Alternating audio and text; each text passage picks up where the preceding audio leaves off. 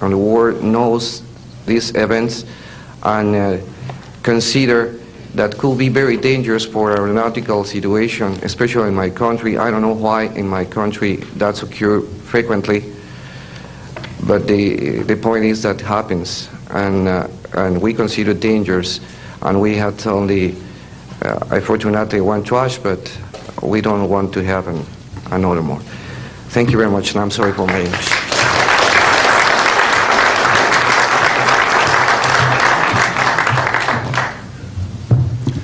My name is Graham Bethune. I'm a retired Navy commander, pilot, had a top secret clearance. 50 years ago, February the 10th, 1951, I was flying from Keflavik, Iceland to Argentia, Newfoundland. It was at night, it was dark. About 300 miles outside of Argentia, I saw a glow on the water, like approaching the city at night. As we approached this glow, it turned to a monstrous circle of white lights on the water. We watched this for a while. The lights went out. There was nothing on the water. Next thing we saw was a yellow halo, small, much smaller than whatever it was launched from, and that was 15 miles away, up to our altitude. Because of the trajectory, I disengaged the autopilot, shoved the nose over to try to go under this thing. And at that time, I heard a noise underneath. I thought maybe it hit us. It was actually some of the crew members ducking, and they collided, and a couple of them were injured. Then it appeared over to the right and moved out slowly and flew with us. It was still not at our altitude, but we could see the shape of it. It had a dome. We could see the coronal discharge. I went back aft, let the other pilot, Al Jones, take my seat to see what the passenger's reaction was. Came back to the cockpit, told him not to report anything simply because what the psychiatrist had said to me, maybe they would lock us up. So basically, the instruments in the cockpit, we had 4 or 5 failures. In the area of magnetic compass, the electromagnetic effect, in area of directional finders, and this type of thing. The craft was tracked by radar in excess of 1,800 miles an hour. It never did get to our altitude. We had 31 passengers, plus the psychiatrist and the crew members that all cited this at different areas. When we landed at Argentia, Newfoundland, we were interrogated by the Air Force, an excellent interrogation, Captain Paulson. When we landed at the Naval Air Test Center here at Patuxent River, we were required by Navy intelligence to make out individual reports. Out of the National Archives, I have the 18-page official Navy and Air Force report. I've made up a report to straighten out all the truth. There's a stack of books out there this high that have written all of this up. So the truth is here. I will testify under oath before Congress that everything that I have said is true.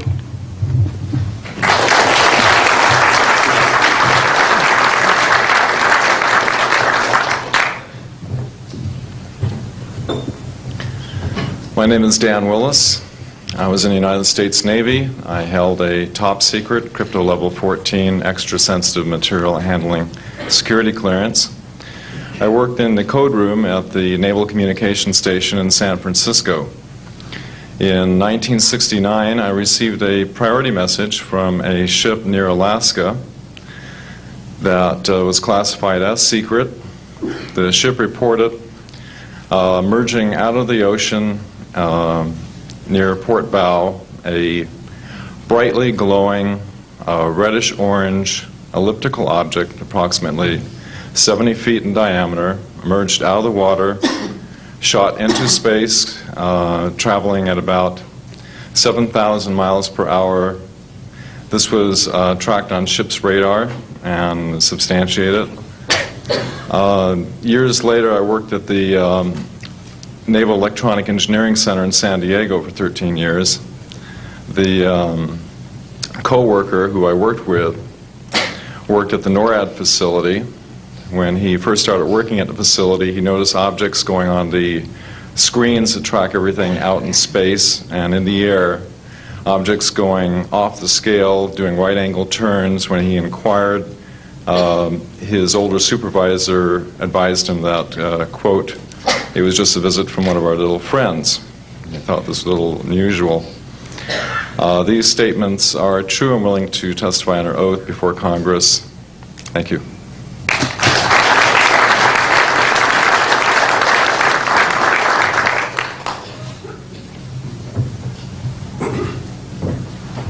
My name is Don Phillips. I was in the United States Air Force and had worked with certain intelligence agencies of the United States government. Prior to my Air Force, prior to joining the Air Force, I worked for the famous Lockheed Skunk Works. And I was working for them when I was attending college, and I worked for them in the capacity as a design engineer. It was one of my proudest moments of my life to work with a man by the name of Kelly Johnson. A lot of you might be familiar with that. It turns out that the models of aircraft that we were building, as you know, were all classified, were in the deep black, and that I came in on the end of the U-2 project. My main project was known later as the SR-71. The SR-71 had a predecessor. It had a special model built for the CIA, and that those models were one passenger, one pilot special aircraft in order to get from one place to another very, very quickly. Now these SR-71s, as we know them, the Blackbird, are the type of aircraft that are still classified in a sense as far as the altitude that it flies at and also the speed records that it holds. I'm very proud to say that this aircraft played a big part in helping to end the Cold War. The aircraft, the predecessor aircraft, there's strong evidence to suggest that perhaps these aircraft had a different role once in the air. Each pilot, and I knew a few of them, each pilot had an assignment before they took off, okay? They learned about the assignment immediately prior to takeoff, and there's strong evidence to suggest that there was a dual role in that they were monitoring some type of traffic to and from planet Earth. This can be verified at a later point. This was, I'll jump into my military experience. My first field assignment for the United States Air Force was at Las Vegas Air Force Station. And that was my first experience with Las Vegas, and I couldn't understand why people were being so excited about going to a place such as this, but I soon found out about a year later. Nellis Air Force Base is located there. Nellis is a major training center for different types of special aircraft and fighter aircraft, one of the premier training sites for pilots all around the world. However, when I learned that my assignment was at a radar site 50 miles out of town, up near Mount Charleston, I had no idea where I'd be, so finally in the daylight I was able to find the location and reported in 1965 for duty. In 1966,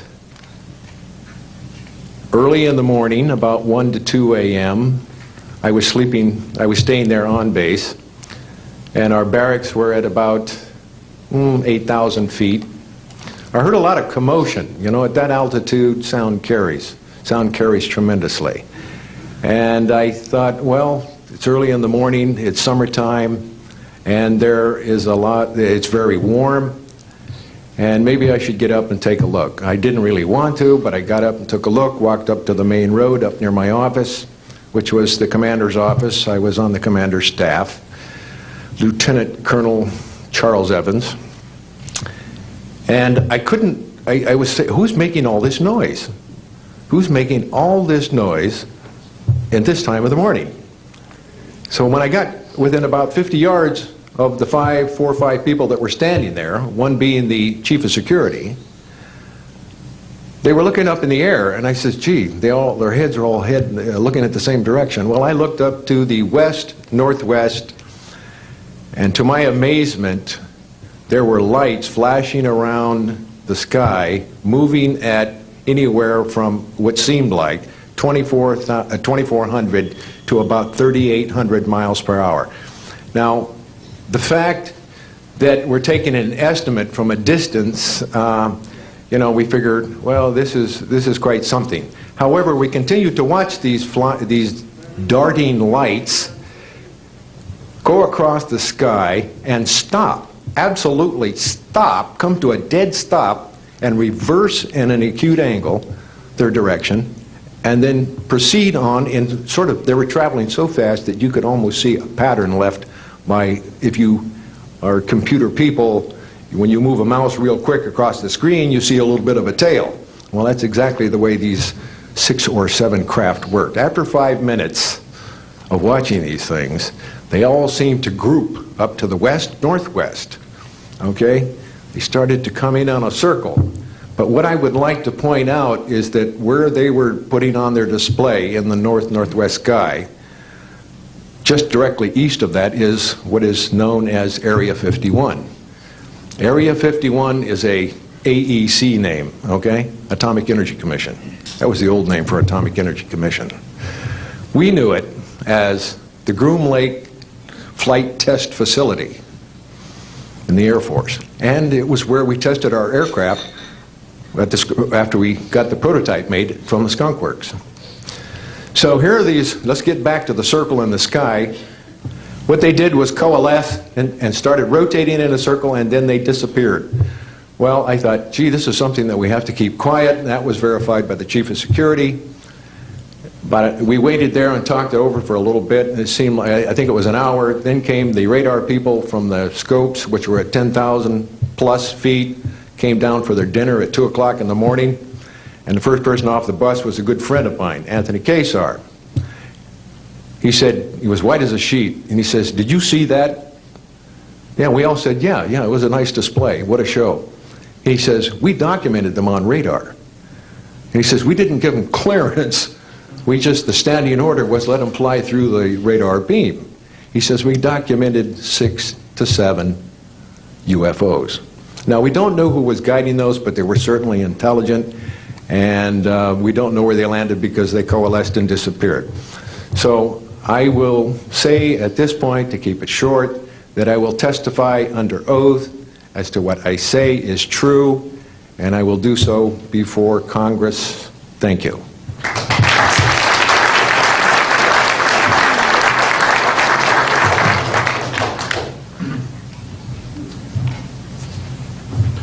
My name is Robert Solis. Contrary to what it says on the card, I was not a lieutenant colonel in the Air Force. I was in the Air Force active duty after I graduated from the Air Force Academy in 1964 until 1971 and separated as a captain. In March of 1967, I was stationed at Malmstrom Air Force Base, Montana as a missile launch officer, Minuteman missiles. On an early morning of March 16th, 1967, I got a call from my security guard, primary security guard upstairs. We had about 6, as I recall, flight security airmen upstairs. I was downstairs 60 feet underground in a capsule monitoring and controlling 10 nuclear-tipped Minuteman missiles. I got a call that morning that they were seeing strange lights flying in the sky. I disregarded that call, told them to call me when something more significant happened. I got another call subsequent to that call, and this time it was a more intense tone in the guard's voice. It was very clearly very frightened. He said there was a bright, glowing red object hovering outside the front gate. It was oval-shaped. He had all the other guards out there with their weapons drawn. Right after that call, I woke up my commander, who was on a rest period, Fred Mywald, a retired colonel now, and told him about the phone calls. As I was telling him about the phone calls, my weapons started going down, one after the other. They went into a no-go condition, what we call a no-go condition. They were unlaunchable. We lost somewhere between 6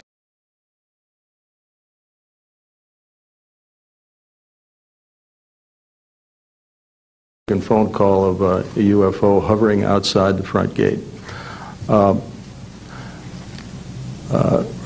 Again, that morning, after reporting it to the command post, we were informed that a very similar incident happened at Echo Flight. I was at Oscar Flight. They lost all 10 of their weapons under similar circumstances, very similar circumstances, where UFOs were sighted over the launch facilities. They had maintenance crews and security crews out there that had spent the night, and they were reporting UFOs over those sites.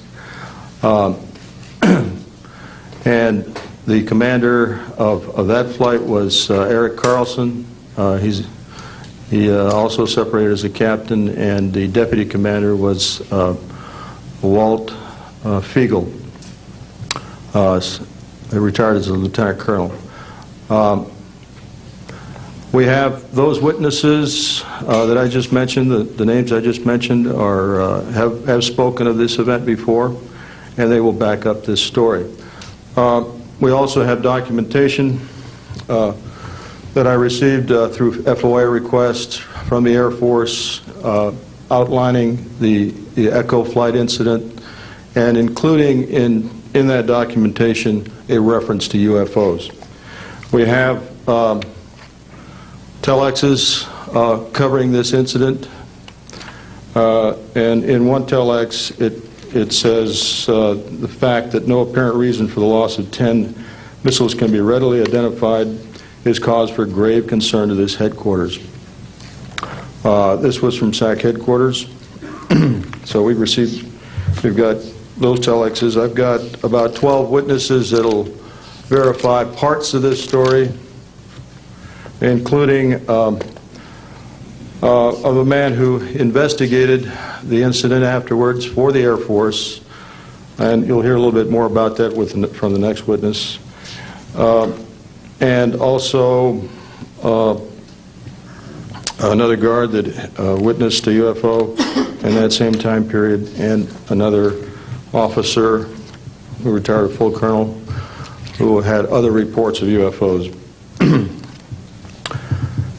Ancillary to that, excuse me, I've got the complete report on a Maynard, North Dakota incident. That was Maynard Air Force Base, North Dakota, which happened in August of 1966. Very similar, UFOs sighted over missile silos, and also a UFO incident that was investigated by the Air Force immediately after our incident within a week. I'm willing to testify to the truth of all these matters that I've spoken about this in front of Congress under oath. Thank you.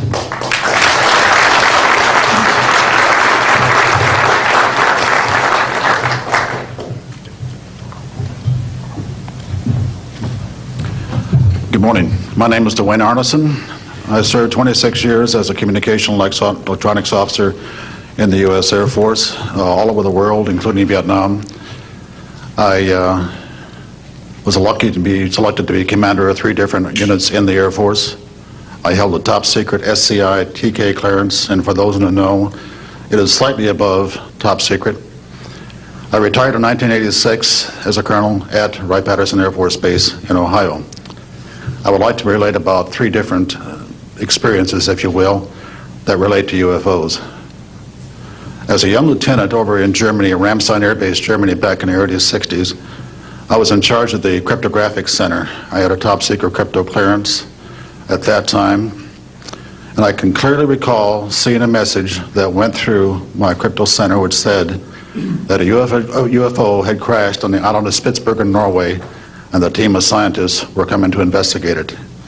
Going forward to the 1967 time frame, I was assigned to the 28th Air Division at Great Falls, Montana, and I was the officer in charge of the communications center there. Also, I was a top secret control officer for the division. I had a crypto account. I was an account custodian, and I also passed out nuclear launch authenticators.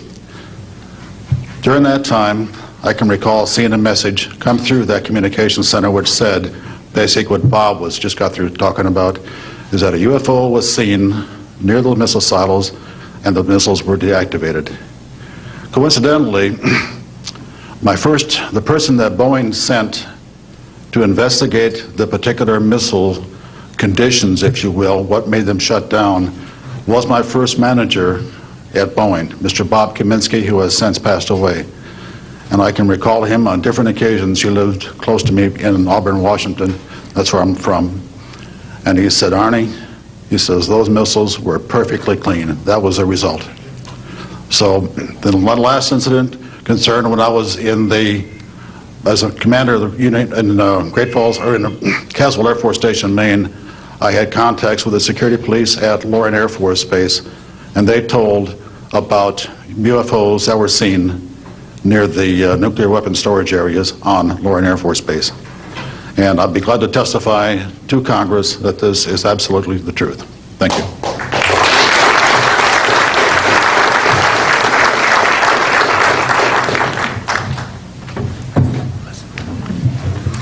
Good morning. My name is Harlan Bentley. During 1957 and 1959, I was a PFC in the United States Army, stationed north of Washington, D.C. on a Nike Ajax missile base close to Olney, Maryland. In May, this month of 1958, about 6 a.m., I heard a noise outside that sounded like a pulsating transformer. I sat up in my bunk, I looked out the window, I saw a craft heading for the ground and crashed. Pieces broke off of that craft, immediately took off again. So there's a lot more to that story, but I've got to speed this up. Now, the next night, I was on radar duty. I get a call from the Gaithersburg missile base. He says, hey, I got 12 to 15 UFOs outside 50 to 100 feet above me.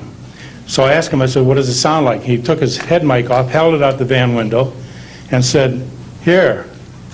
And the same sound I heard the previous morning, except a lot more of them. So my radar was on standby, so I immediately turned it on and got the blip just outside of the ground clutter. I marked it on my radar screen. And then for a few minutes later, all of a sudden they took off. As they took off, the sweep came around, hit the blip. The second, and when it came around, it hit it again. That blip was 2/3 away off my radar scope. In order to get that far at a constant velocity was 17,000 miles an hour. That was my first incident. 10 years later, by this time I received a Bachelor of Science degree in electrical engineering, and I was working in California. Now, I'm sorry that all I can say is I was somewhere in California working on a classified project that had nothing to do with my experience that I had there. As I was working, and it was like 2 or 3 in the morning, California time, I heard a Houston astronaut communication link, comlink. I didn't pay much attention to it until I heard the word bogey. Of course, my ears picked up immediately. An unidentified flying object of some sort, whether it's a craft, meteorite, or whatever, was on a collision course with that module going to loop around the moon. So basically, I listened for some time, and then I stopped and went back to work. And then I heard, there they go. In the astronaut world, some of you may not know this, there's a term called green turtle.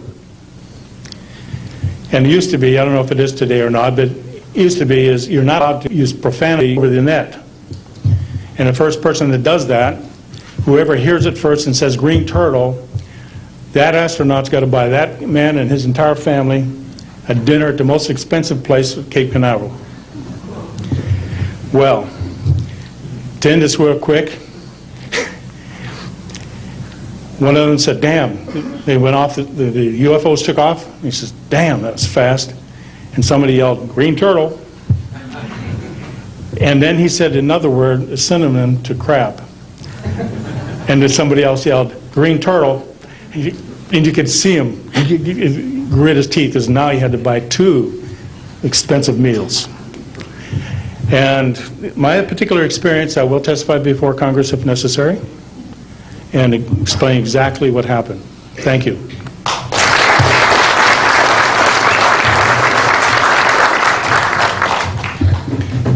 My name is John Maynard. I'm a retired Army. I retired as a Sergeant First Class. For my entire 21 years of service, I held a top secret clearance. Compartmentalized at times to as high as TK, Omni, Crypto, and others. I had access to very, very sensitive documents. My testimony is basically two-pronged. One, I retired from DIA in 1980. And when as an administrator you take over an office, you take over everything and you sign for everything. And I signed for well over 2,000 documents. In order to sign and inventory those things, you have to read them. Not word for word, but basically I went through every document to make sure that it was complete. It was there as they told me, that when I turned my charge over to the next person, those same documents were there. So I got quite a good knowledge of what was going on in those documents, and believe me, there are many, many different references to UFOs. There was also NPIC pictures that shows that it would targeted objects that were casing you out. Now, I worked on the SALT 1 and SALT 2 areas for the office that I worked in. So we were taking pictures all the time for verification of nuclear disarmament. And there were some objects in those pictures that didn't belong there. The second prong to this whole thing is that a lot of people talk about conspiracies over a shadow government. I'm willing to testify before Congress that these black operations do exist. I nearly became part of it. But I saw the light, I think. Or was it? And I got out. And that's it. We have to disclose what we know. And I am willing to testify before Congress under oath, or before any other organization, that what I witnessed was true.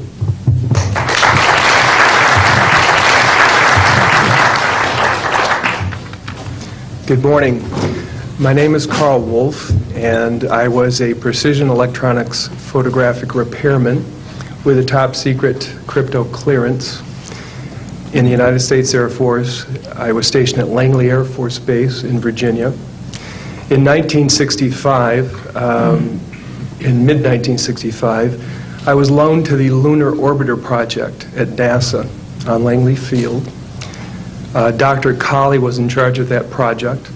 They had problems with a piece of electronic equipment that was bottlenecking their production of photographs. I went to the facility, and when I walked into the facility, there were scientists from all over the world. I was stunned, actually, to see people at a NASA project from all over the world. It didn't make any sense to me initially. I was taken into the laboratory where the equipment was malfunctioning. I couldn't repair it in the dark. I asked to have it removed. A Airman Second Class was in the dark room at that time. I was also an Airman Second Class. I was interested in how the whole process functioned, how the data got from the lunar orbiter to the laboratory. I asked the young man if he'd describe the process to me. He did. About 30 minutes into the process, he said to me, in a very distressed way, by the way, we've discovered a base on the backside of the moon. And then he proceeded to put photographs down in front of me, and clearly in these photographs were structures, mushroom-shaped buildings, spherical buildings, and towers. And at that point I was very concerned because I knew we were working in compartmentalized security. He had breached security, and I was actually frightened at that moment. And I did not question him any further. And a few moments later, someone did come into the room. I worked there for 3 more days, and I remember going home and naively thinking, I can't wait to hear about this on the evening news. And here it is, more than 30 years later, and I hope we hear about it tonight. And I will testify under oath before Congress that what I'm saying is the truth.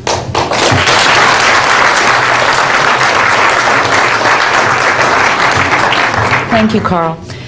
Good